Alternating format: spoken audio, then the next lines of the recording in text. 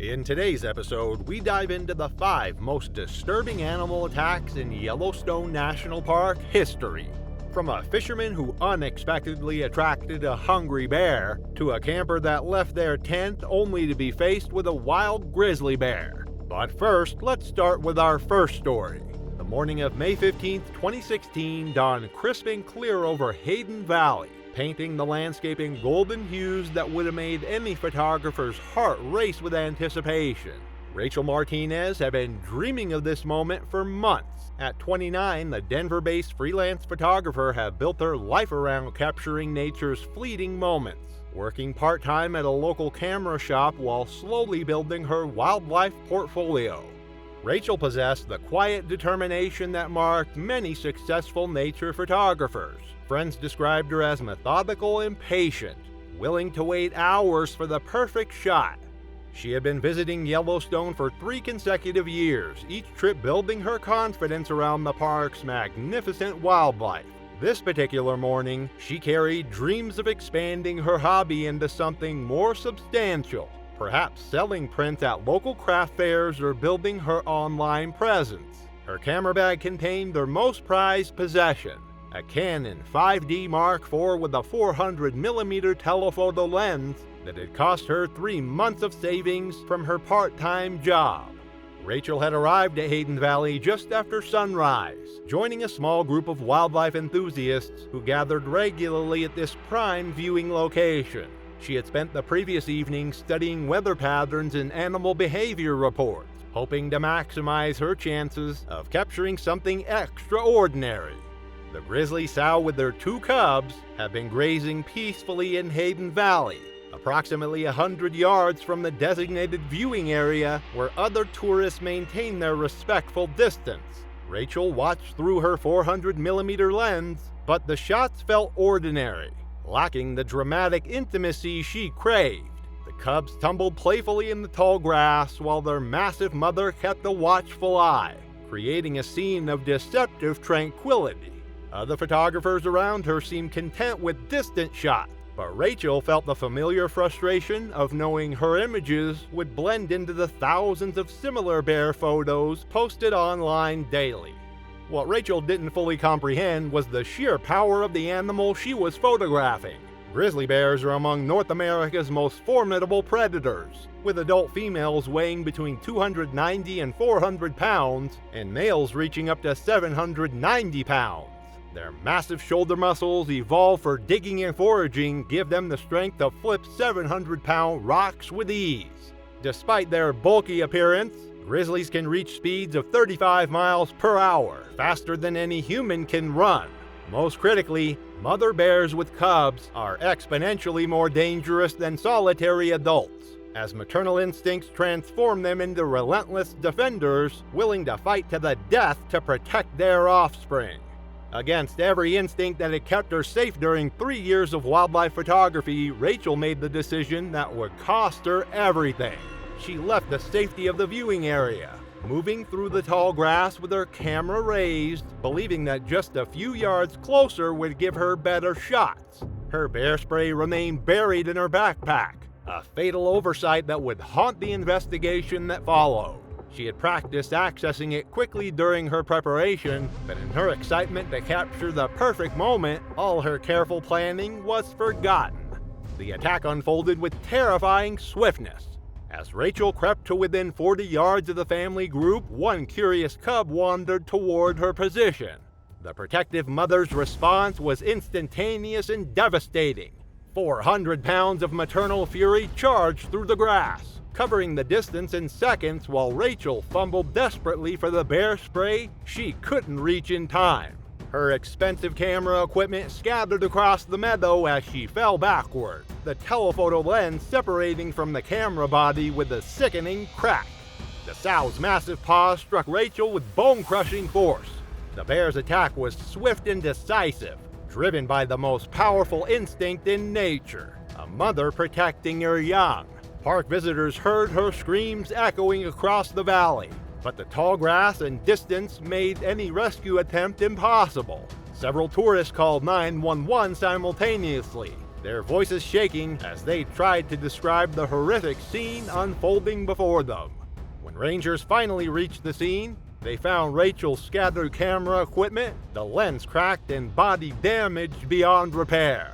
The memory card, miraculously intact, contained her final images, a haunting sequence that showed the approaching bear in perfect focus, a testament to her skill even in her final moments. The incident reinforced Yellowstone's critical 100-yard minimum distance rule for bears, a regulation written in the blood of those who learned too late that nature's beauty comes with deadly consequences. But while Rachel's tragedy unfolded in the bright light of day before horrified witnesses, another park employee would soon discover that Yellowstone's predators don't limit their hunting to daylight hours. August 7, 2014 began like countless other mornings for Tom Brady, with his alarm sounding at 4:30 a.m. in his modest employee housing unit near Tower Roosevelt. At 42, Tom had found his calling in Yellowstone's maintenance department, where his 8 years of dedicated service had earned him the respect of colleagues and the trust of supervisors.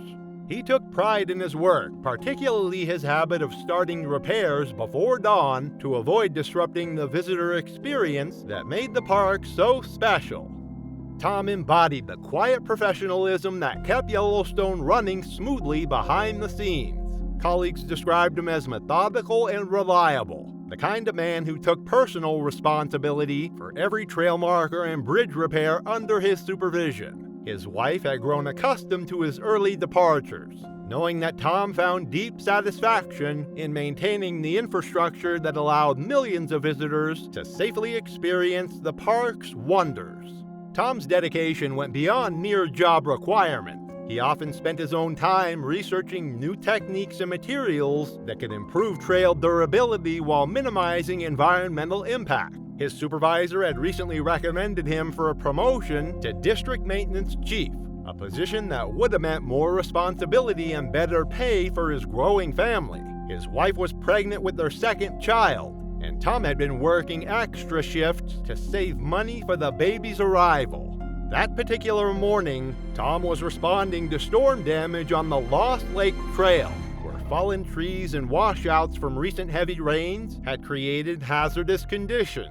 He loaded his truck with the necessary tools and materials, planning to complete the most critical repairs before the first hikers arrived. The pre-dawn darkness held no fear for someone who had navigated these trails countless times. His truck's GPS showed multiple waypoints he had marked over the years, locations of previous repairs, supply caches, and emergency equipment stations that he had established throughout his territory.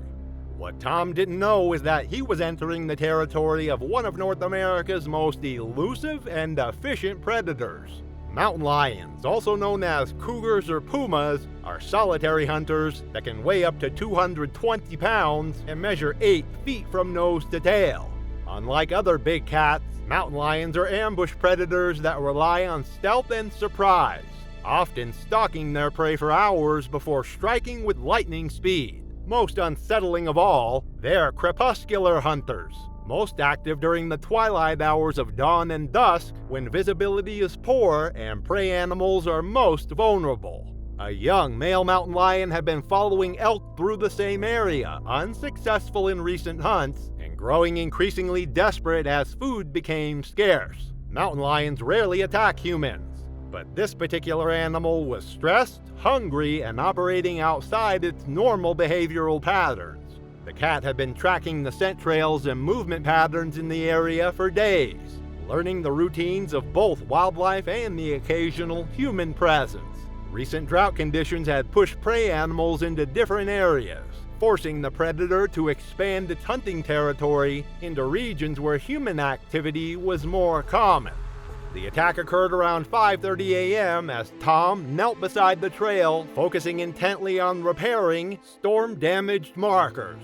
His radio crackled with routine morning communications from other maintenance crews, the familiar voices providing a false sense of security in the isolated wilderness. The mountain lion approached with the silent precision that had made its species successful hunters for millions of years, its padded paws making no sound on the forest floor. Tom's headlamp created a cone of bright light that actually worked against him, destroying his night vision and making it impossible to detect movement in the surrounding darkness. Tom managed to radio for help, his transmission cutting through the morning air with desperate urgency before being abruptly silenced. The mountain lion struck with the devastating efficiency that evolution had perfected, its powerful jaws clamping down while razor-sharp claws found their mark. When rangers arrived at the scene, they found his maintenance truck still running, its headlights cutting through the morning mist like a beacon marking where routine work had turned deadly. His tools lay scattered around the partially completed repair, a testament to the sudden and violent nature of the attack. The mountain lion was eventually tracked and relocated to a remote area of the park, following protocols designed to balance human safety with wildlife conservation. The investigation led to immediate changes in park maintenance procedures, mandating two-person teams for all pre-dawn work in remote areas. Tom's death served as a stark reminder that even experienced park employees weren't immune to the dangers that lurked in Yellowstone's wilderness, and that familiarity with the terrain could breed a dangerous complacency. As the sun rose over the Tower Roosevelt area that morning, another tragedy was already taking shape along the park's pristine rivers. The evening of June 23, 2015 found Kevin Walsh doing what he loved most, standing knee-deep in the crystal-clear waters near Biscuit Basin, his fly rod dancing through the air with practiced precision. At 35, Kevin had built a modest but successful guide service operating out of West Yellowstone, taking clients on day trips along the Firehole and Madison rivers while sharing his knowledge through his YouTube channel. Kevin represented the best of Yellowstone's fishing community, knowledgeable, respectful of the resource, and genuinely passionate about sharing the experience with others. His clients appreciated his ability to find fish even on challenging days. He possessed an understanding of water conditions and fish behavior that came from spending virtually every day on the water for over a decade. Kevin's approach to guiding went far beyond simply finding fish. He educated his clients about stream ecology, insect life cycles, and conservation practices that help preserve the fishery for future generations. His YouTube videos combined fishing instruction with environmental education, earning him recognition from several conservation organizations. He had recently been featured in a regional fishing magazine as one of the area's most knowledgeable and ethical guides, a recognition that had brought him new clients from across the country. This particular evening, Kevin was scouting new locations for an upcoming group of clients from Chicago, businessmen who had booked a 3-day intensive fishing experience. He had caught 2 beautiful trout and was cleaning them at the river's edge around 7 p.m., following established practices for fish preparation. The peaceful scene embodied everything that drew people to Yellowstone's waters: solitude, natural beauty, and the timeless connection between angler and environment. What Kevin couldn't have anticipated was that his successful fishing had attracted the attention of Yellowstone's apex predator. Grizzly bears possess one of the most powerful senses of smell in the animal kingdom, capable of detecting scents from up to 20 miles away.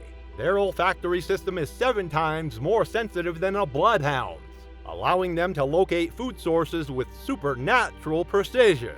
Fish, particularly during spawning seasons, represent a crucial protein source for bears preparing for winter hibernation. The scent of fresh fish blood and oils can draw grizzlies from vast distances, and once they've locked onto a food source, they become singularly focused and potentially aggressive in their pursuit. Bears have been known to follow fish scents for miles, their powerful noses leading them directly to anglers who have no idea they're being tracked. A large grizzly bear had been following the recent scent of fish upstream for nearly a mile, its powerful nose detecting the blood and oils that mark Kevin's successful fishing spot.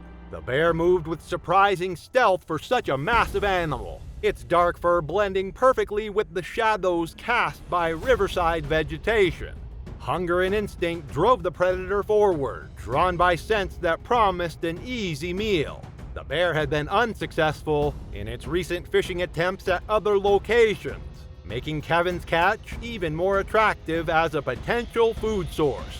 The bear's approach was so silent that Kevin remained completely unaware of the danger until the massive animal emerged from the willows just 30 feet away. In that heart-stopping moment, Kevin's years of experience kicked in as he attempted to back slowly away while reaching for the bear spray attached to his fishing vest. His movements were calm and deliberate, exactly as park safety briefings had taught him. He had practiced this scenario mentally countless times, knowing that bear encounters were an occupational hazard for guides working in grizzly habitat. However, the bear, driven by hunger and the strong scent of fresh fish, advanced aggressively. Kevin deployed his bear spray, but the evening breeze reduced its effectiveness, carrying much of the irritant away from the approaching predator. The bear's attack was swift and relentless, driven by its desire for the fish Kevin had been cleaning and its unwillingness to be deterred from what it perceived as its rightful meal. Kevin's years of experience and physical fitness meant nothing against 700 pounds of determined predator focused on a food source.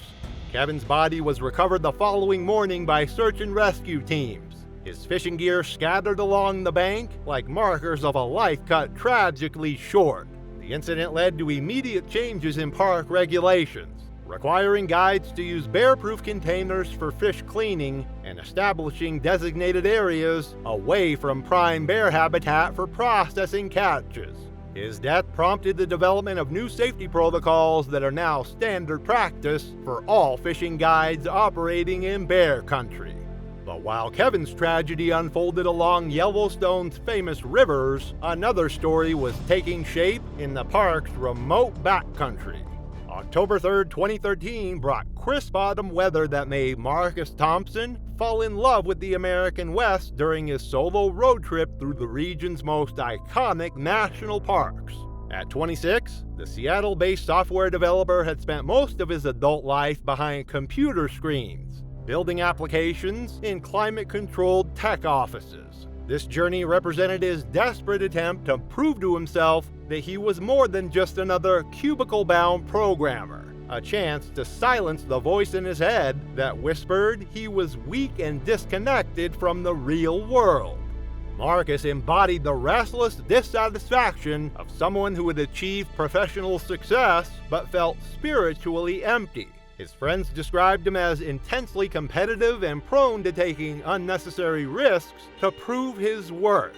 Marcus had taken unpaid leave from his lucrative position at a major tech company, burning through his savings to fund this journey of self-discovery.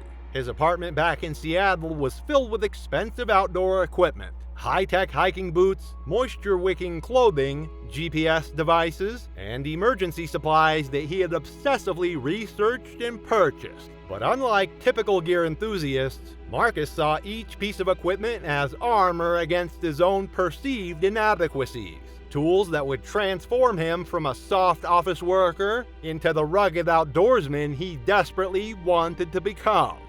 The hell-roaring trail had been Marcus's planned destination that afternoon, a well-marked route that would have provided spectacular views while keeping him safely within established boundaries. But as he approached the trailhead, Marcus noticed what appeared to be a game trail, branching off into denser timber. The unmarked path represented everything he was seeking, a chance to go where others wouldn't, to test himself against genuine wilderness rather than following the safe, sanitized routes that thousands of tourists used every year. What Marcus was unknowingly walking into was the domain of one of North America's most efficient and territorial predators. Female mountain lions with cubs represent perhaps the most dangerous wildlife encounter possible in the American wilderness. These mothers are fiercely protective of both their offspring and their cached food sources, which they defend with lethal aggression. A mountain lion's cache, typically a deer or elk kill buried under debris or vegetation, represents days or weeks of sustenance for a family group. The cats will return repeatedly to feed from these caches, and any perceived threat to this vital resource triggers an immediate and violent response. Female mountain lions with nearly grown cubs are particularly dangerous because the young cats are learning to hunt but still depend on their mother's kills, making food security absolutely critical. These family groups establish territories of 50 to 300 square miles, and they know every game trail, water source, and hiding spot within their domain. The decision to leave the designated trail led Marcus directly into an area where a female mountain lion had cached a deer kill with their 2 nearly grown cubs. The path that seemed to offer the authentic challenge he craved was actually leading into one of nature's most dangerous scenarios. A mother predator defending both food and offspring in her own territory. The game trail he followed had been created by generations of deer and elk moving through the area, the same animals that form the primary prey base for the mountain lion family that had claimed this territory as their own. Marcus had been hiking for about an hour when he noticed the first signs that should have warned him of danger. The sudden silence of birds, scattered bones and fur near the trail, and the distinctive musky scent that mountain lions leave to mark their territory. His inexperience prevented them from recognizing these warning signs. But more dangerously, his need to prove his toughness made him dismiss the growing unease he felt. His GPS device showed him moving steadily away from the designated trail system. But rather than concern him, this only reinforced his sense that he was finally doing something that required real courage. Around 4 p.m., Marcus stumbled upon the cached deer carcass when suddenly, the female mountain lion leapt from the bushes with a response that was instantaneous and devastating, driven by the dual imperatives of protecting her cubs and defending the food source that would sustain her family through the coming winter. The mountain lion's attack was swift and efficient, evolving over millions of years to defend critical resources. Her powerful hind legs launched her forward with explosive force, while her claws and teeth found their mark with surgical precision. Marcus's expensive equipment and obsessive preparation meant nothing against a predator defending her most precious resources in her own territory. His body was discovered 2 days later by search and rescue teams, alerted when his rental car was found abandoned at the hell-roaring trailhead. The investigation revealed the full scope of Marcus's deviation from established safety protocols, highlighting how his psychological need to prove himself had overridden basic wilderness safety principles. The incident became a case study in how personal psychological pressures can lead to fatal decision-making in wilderness environments. Marcus's story was later used in park safety presentations, not as a tale of inexperience, but as a warning about how the need to prove oneself can override rational judgment and lead to unnecessary risks in predator habitat. As autumn painted Yellowstone's landscape in brilliant colors, another tragedy was taking shape in the park's remote backcountry. July 4th, 2013 should have been a celebration of new beginnings for Jake Morrison and his 3 college friends as they embarked on their first backcountry camping adventure in Yellowstone's remote thoroughfare region. At 24, Jake had just graduated from the University of Oregon with a degree in environmental science, and this 3-day hiking trip represented both celebration and the chance to experience firsthand the wilderness ecosystems he had studied in textbooks. Jake embodied the enthusiasm and confidence typical of recent graduates, armed with theoretical knowledge about wilderness survival and wildlife behavior, but lacking practical experience. His friends had chosen him as the informal leader of their group, trusting his academic background to keep them safe. They had obtained proper permits, studied maps, and packed bear canisters according to park regulations. Jake's backpack contained field guides, wildlife identification books, and a detailed journal where he planned to document their observations for potential use in graduate school applications. The group represented the kind of young, educated visitors that Yellowstone attracts in large numbers, recent graduates celebrating major life transitions with outdoor adventure. Jake's friends included his college roommate Mike, a business major who had never been camping before this trip, Sarah, an art student who hoped to sketch wildlife and landscapes, and Tom, a pre-med student who had convinced his parents that this wilderness experience would help him develop the resilience needed for medical school. Their group dynamic was typical of inexperienced backpackers. High enthusiasm mixed with overconfidence in their preparation and abilities. Jake had spent 3 weeks planning their route through Thoroughfare, one of the most remote areas in the lower 48 states. His research had been thorough but entirely theoretical, based on guidebooks, online forums, and academic papers about wilderness ecology. He had created detailed itineraries, backup plans, and emergency protocols that looked impressive on paper but had never been tested in real-world conditions. His academic training had taught him about bear behavior, food storage requirements, and leave-no-trace principles, but he had never actually encountered a wild bear or spent a night in true wilderness. The group had spent their first day hiking deep into the Thoroughfare, covering 12 miles of challenging terrain while carrying heavy packs loaded with gear they weren't sure they would need. They had set up camp in a designated backcountry site, following all established protocols for food storage and campsite management. As darkness fell, the friends settled into their tents with satisfaction, unaware that they were being watched by one of the wilderness's most unpredictable predators.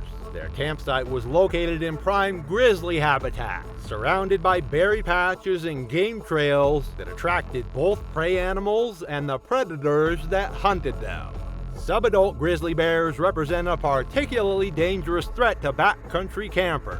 Unlike adult bears that have established territories and predictable behavior patterns, subadults are often confused, hungry, and willing to take risks that older bears would avoid. They lack the fear of humans that keeps most adult bears at a safe distance, and their inexperience makes them more likely to investigate campsites and human activity.